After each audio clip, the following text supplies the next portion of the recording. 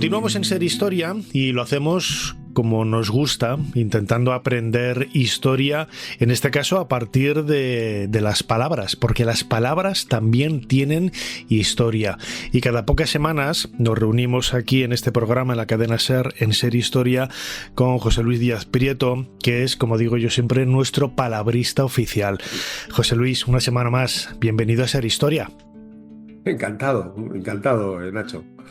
En esta ocasión nos propones una palabra con un trasfondo histórico enorme que tiene desde un aspecto... muchos podríamos pensar, todos los que hemos estudiado historia antigua, que la púrpura era ese color vinculado a las élites de la administración, del gobierno, ya en el Mediterráneo antiguo, la exportación de los fenicios por todos los lugares, ¿no?, del Mediterráneo.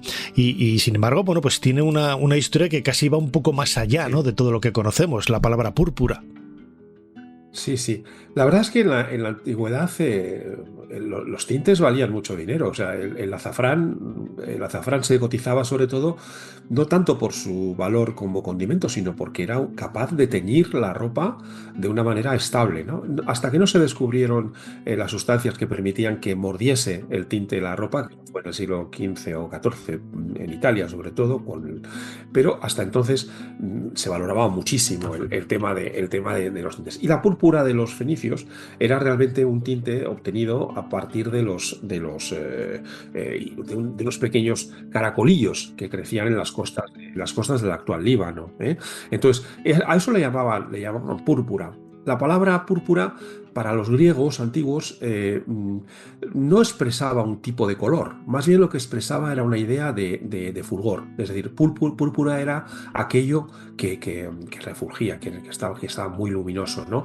Y eso está relacionado con una palabra indoeuropea, una raíz que habla de lo que se mueve de forma agitada, como la llama del fuego, ¿no? Los alemanes dicen burn, curiosamente los ingleses burn, o los alemanes brennen, que son palabras. Entonces, púrpura era eso. Pero es que, Nacho, en la antigüedad los colores no eran lo mismo que son ahora. Es decir, en Homero encontramos muchas veces que hablan del mar color de vino tinto. Y yo no he visto nunca un mar color de vino tinto.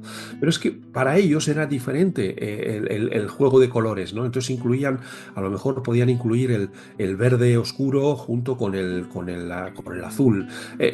Está muy estudiado, pero no hay muchas formas, ¿no? Entonces la púrpura era realmente lo que era muy luminoso. De hecho, Homero hablaba de olas púrpuras y Cicerón también hablaba de la nieve purpúrea. Ya me dirás tú qué púrpura puede haber en la nieve, ¿no?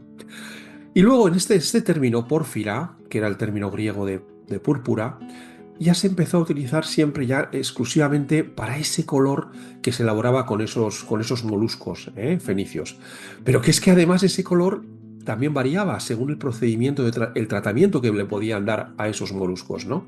Entonces podía ser un color violeta cercano al rojo, o podía ser un color más rojizo, porque realmente la forma en que elaboraban, pues imagínate, no había técnicas, no había una tecnología realmente de fabricación, y variaba según si lo dejaban más tiempo, también si la variedad del caracolillo era una u otra, ¿no? Entonces, históricamente, la púrpura ya tenía una cierta ambigüedad, pero la púrpura era históricamente, Nacho, era el color violeta, oscuro, o Sí. violeta.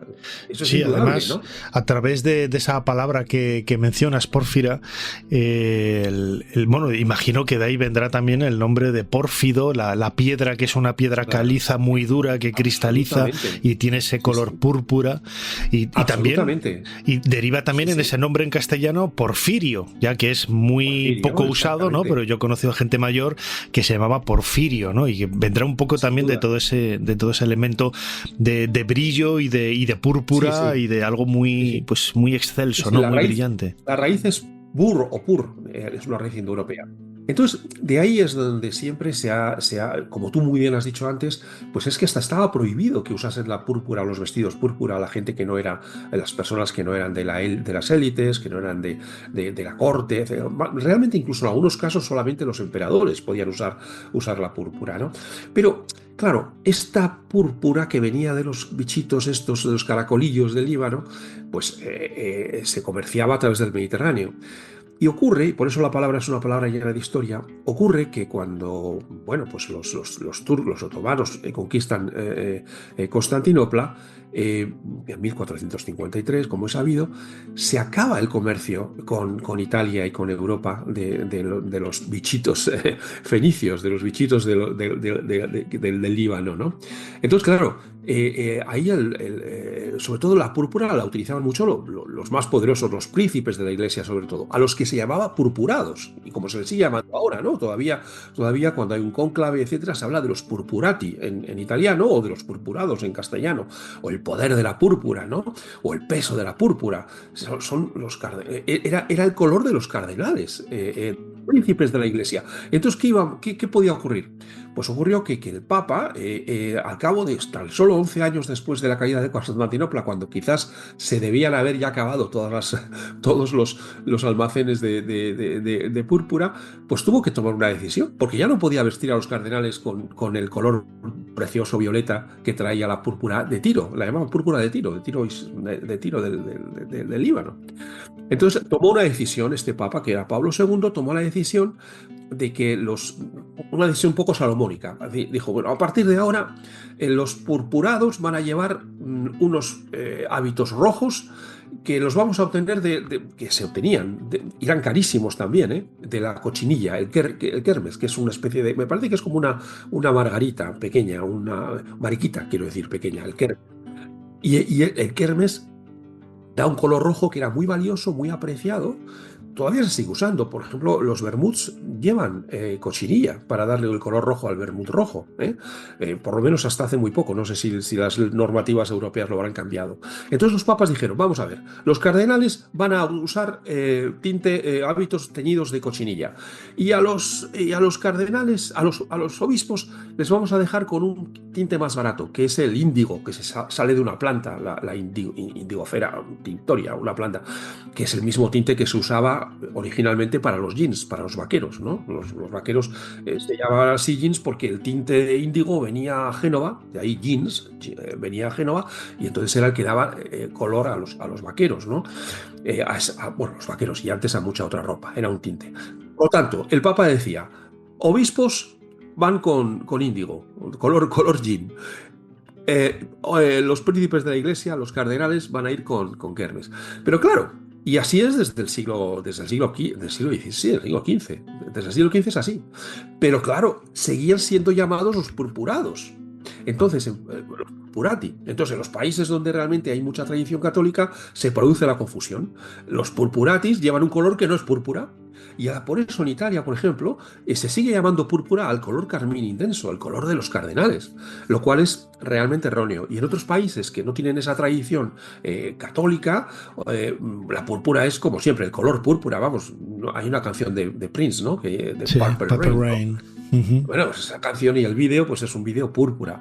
Así que esto es muy interesante porque refleja una cierta ambigüedad, una gran ambigüedad de la palabra púrpura, que esa ambigüedad está generada precisamente por un gran acontecimiento histórico como es la conquista de Constantinopla y la imposibilidad de seguir comerciando con las costas del Levante, ¿no? Qué curioso el hecho, como decías al principio, José Luis, de cómo se veían los colores en la antigüedad y ahora, ¿no? Y el cambio de sentido que han tenido algunos de ellos. Según te estaba escuchando, estaba pensando, ¿no?